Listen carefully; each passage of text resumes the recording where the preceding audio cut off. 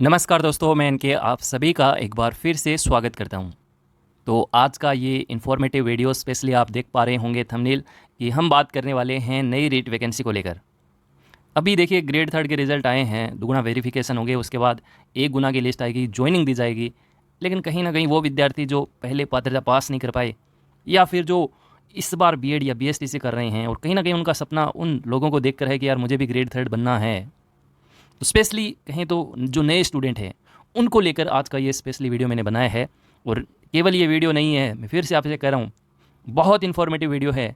जो हमने परेशानियों को फेस किया है, जो मन में एक विद्यार्थी के मन में डाउट रहता है किस प्रकार से भाषा का चुनाव होता है, परीक्षा का पैटर्न क्या रहता है, सिलेबस, ओल्ड पेपर, सारे एक प्रकार से एक सटीक रणनीति, वो हम इस वीडियो में आपसे साझा करेंगे। तो सारे विद्यार्थी इस वीडियो को अच्छे से देखना, समझना, सुनना, फिर आप तय करना कि हाँ ये बातें तो बिल्कुल कहीं ना कहीं सही की तरफ जा रही हैं। और एक ज़रूरी सूचना, जो पुराने साथी हैं, हमारे पुराने व्यूवर्स हैं, उनके लिए मैंने आपसे पहले भी कहा था कि असिस्टेंट प्रोफेसर की वैकेंसी सबसे पहले आएगी। 2 दिन पहले आप लोगों ने नोटिफिकेशन देख लिया होगा।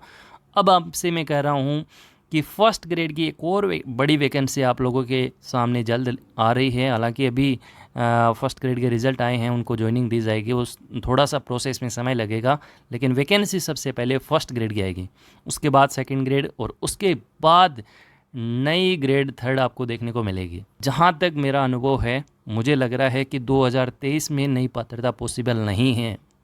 ये पात्रता आपकी 2024 में ही होगी। मैं आपसे कहूँ कि नई गवर्नमेंट आएगी, वो ये तय करेगी कि अब नई वैकेंसी कब करवानी है, यानी ग्रेड थर्ड की परीक्षा कब करवानी है, कितने पदों पे करवानी है। हालांकि अभी तक ये भी तय नहीं है कि गवर्नमेंट अगर बदल जाती है तो ये पैटर्न भी रहेगा कि नहीं रहेगा, पात्रता होगी कि नहीं होगी। पात्रता तो खैर होगी, लेकिन वो शेड्यूल नहीं बता सकते कि पात्रता के साथ परीक्षा होगी या अकेली परीक्षा होगी। फिलहाल हम कहेंगे कि आपसे एक ही बात कहेंगे कि 2023 में कहीं ना कहीं जो पात्रता है वो नहीं होने के चांसेस हैं। 2024 में ही पात्रता होनी चाहिए। नई गवर्नमेंट आने के बाद ज़रूर पात्रता का एग्ज़ाम करवाएगी। और मैं आपसे ये विद्यार्थी को मैं अपनी जगह रख के बात करूं तो आज से ही आपको पात्रता की तैयारी करनी चाहिए। योग्यता क्या रहती है? देखिए, इसमें 2 कैटेगरी में आपको बांट देता हूं। एक होती है आपकी L1 और एक होती है आपकी L2, लेवल सेकंड। L1 में होता है आपका BSTC, ये आपकी BSTC होनी चाहिए, और L2 में आपकी बीएड होना अनिवार्य है। L1 का मतलब यहाँ कक्षा 1 से 5 रहेगा और L2 का मतलब यहाँ 6 to 8 रहेगा। तीसरा सवाल आता है कि भाषा का चुनाव कैसे करें। ये तो मतलब एक प्रकार से हर विद्यार्थी का सवाल रहेगा कि भाषा का चुनाव किस प्रकार से कहते हैं। देखिए, यहाँ जो पात्रता का एग्ज़ाम है वो ये कहता है कि आपको 2 भाषा अनिवार्य हैं। मैं आपको परीक्षा पैटर्न बता देता हूँ, जो हमारा चौथा पॉइंट है कि सिलेबस और परीक्षा पैटर्न क्या है। तो देखिए, परीक्षा के पैटर्न की मैं बात करूँ तो कुल आपके 150 क्वेश्चन आते हैं। 90 क्वेश्चन तो आपके सही होने ही चाहिए। तो इसमें 150 क्वेश्चन में क्या आता है? देखिए, सबसे पहला पोर्शन आपका आता है साइकोलॉजी, 30 क्वेश्चन। उसके बाद आपकी लैंग्वेज फर्स्ट, उसके बाद आपकी लैंग्वेज सेकंड, उसके आते हैं आपके 30 क्वेश्चन, 20 क्वेश्चन सब्जेक्ट के, 10 क्वेश्चन इनमें आपके टीचिंग मेथड के, और इसके बाद 60 क्वेश्चन आपके सब्जेक्ट के आते हैं। 60, जिसे आप साइंस में से हैं तो 30 क्वेश्चन उनके, या एसएसटी से हैं तो एसएसटी के 60 क्वेश्चन। ये टोटल आपके बनते हैं 150 क्वेश्चन। मैं बात कर रहा था भाषा की, तो देखिए यहाँ लैंग्वेज फर्स्ट और लैंग्वेज सेकंड, ये दोनों आपको अलग अलग लैंग्वेज लेनी अनिवार्य हैं। ये कोई फिक्स नहीं है कि जैसे मैं 3 लैंग्वेज की बात करता हूँ जो सबसे ज़्यादा ली जाती हैं, हिंदी, इंग्लिश और आपकी संस्कृत। अब आपकी मर्ज़ी है कि इनमें आप जो चाहें 2 लैंग्वेज ले सकते हैं, बशर्ते आपको एक लैंग्वेज लेने के बाद दूसरे की तरफ उसी लैंग्वेज को नहीं जाना है। जैसे आपने मान लो हिंदी फर्स्ट रखा है लैंग्वेज को, तो अब आप सेकंड को हिंदी नहीं रख सकते, दूसरी कोई भी रख सकते हैं। जैसे आपने फर्स्ट इंग्लिश को रखा है तो दूसरी आप इंग्लिश को नहीं रखेंगे, बाकी किसी को भी रख सकते हैं। मेरे ख्याल से समझ में आ गया होगा। सर हमें तो पता नहीं लग पा रहा, आप बताइए बेस्ट क्या रहेगी। तो देखिए, फर्स्ट लैंग्वेज आप हमेशा हिंदी को रखिएगा। सेकंड लैंग्वेज, अगर आपकी संस्कृत अच्छी है तो संस्कृत को रखिएगा, इंग्लिश अच्छी है तो इंग्लिश को रखिएगा। दोनों बराबर हैं तो मैं कहूँगा कि सेकंड लैंग्वेज आप इंग्लिश को रखिएगा, बेटर ऑप्शन रहेगा। 5वां सवाल,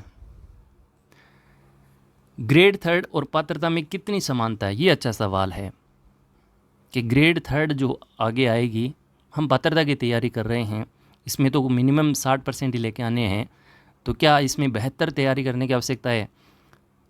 तो देखिए, ग्रेड थर्ड की जब परीक्षा होगी तो उसमें आपका एक तो देखिए सब्जेक्ट जो है वो यहाँ पे जैसे यहाँ 60 क्वेश्चन आ रहे हैं तो वो आपके आगे भी रहेंगे।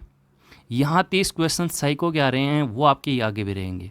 यहाँ लैंग्वेज जो दोनों हैं उसमें मान लीजिए कोई भी एक लैंग्वेज, उसके जैसे शिक्षण विधि के आपके 10 क्वेश्चन आ रहे हैं तो वो आपके आगे भी मदद करेंगे।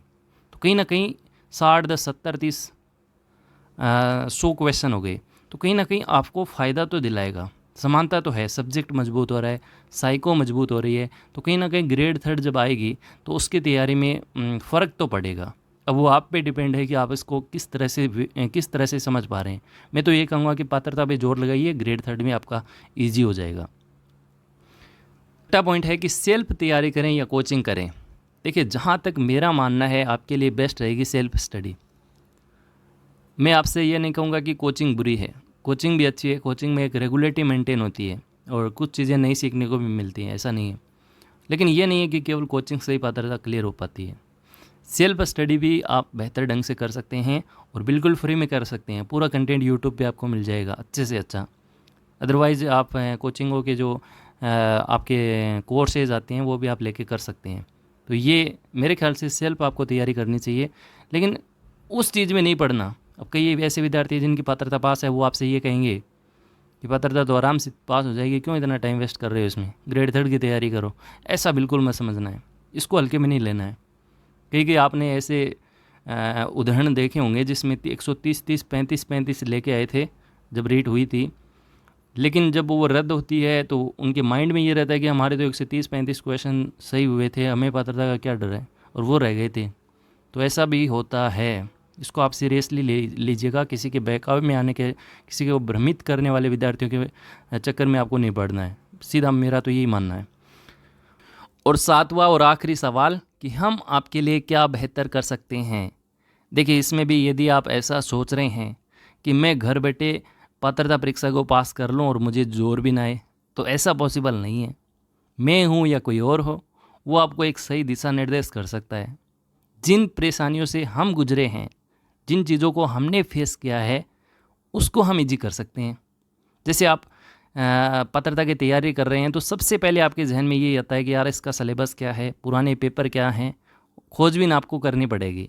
और ये सारी सुविधाएं हम आपके लिए कर सकते हैं। जैसे अभी हम बात करेंगे लेवल 2 की। लेवल 2 की इसमें आपका सिलेबस और ओल्ड पेपर, ये दोनों चीज़ें आप प्ले स्टोर पे सेम नाम से अपडेट बाय एन के सर्च करेंगे, उसमें आपको मिल जाएंगे। प्ले स्टोर से इस ऐप को डाउनलोड कर लीजिएगा। इसमें एक फोल्डर बना है जिसमें आपको लिखा हुआ मिल जाएगा लेवल 2 का पात्रता का सिलेबस, और आज तक के जितने भी पेपर हुए हैं वो सारे आपको मिल जाएंगे। ये ज़रूरी है क्या? जो सीरियसली नहीं ले रहे हैं उनके लिए तो कोई ज़रूरी नहीं है, वो तो ऐसे ही पास कर लेंगे, जैसे कई विद्यार्थी बोलते भी रहते हैं।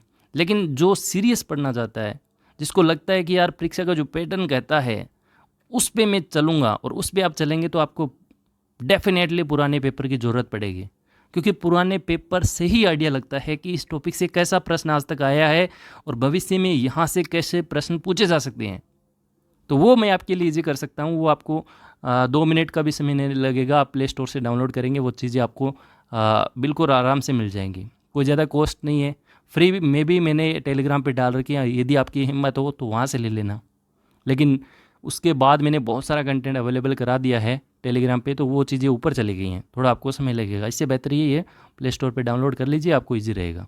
शॉर्ट नोट्स की बात करूँ तो जिन पे हमारी सबसे ज़्यादा कमांड है, जैसे लैंग्वेज सेकंड इंग्लिश और उसकी पेडागोजी, सबसे ज़्यादा दिक्कत रहती है। मैंने आज ही डाल दिए वो, आपकी हिम्मत हो तो वो पढ़ लेना। और मैं वादा करता हूँ उससे बाहर इंग्लिश की जो पेडागोजी रहती है, इसके अलावा जो फोनेटिक्स की पूरी यूनिट है, उससे एक भी प्रश्न आपका बाहर नहीं जाएगा। हिम्मत आपकी होनी चाहिए। अदर विषयों के जो शॉर्ट नोट्स हैं समय समय पर हम आपको अपडेट करते रहेंगे। तो आज के इस सेशन में इतना ही, फिर एक नई जानकारी के साथ आपसे रूबरू होंगे। अब आपके मन में पात्रता को लेकर या परीक्षा के पैटर्न को लेकर कोई भी आपके मन में सवाल है तो कमेंट में आप हमारे साथ ज़रूर साझा कर सकते हैं। आपके कमेंट्स को देखकर हम आपको रिप्लाई करने की पूरी कोशिश करेंगे। लेकिन फ़िलहाल के लिए आपसे विदा लेते हैं। Thank you so much. Have a nice day. Bye bye. Take care.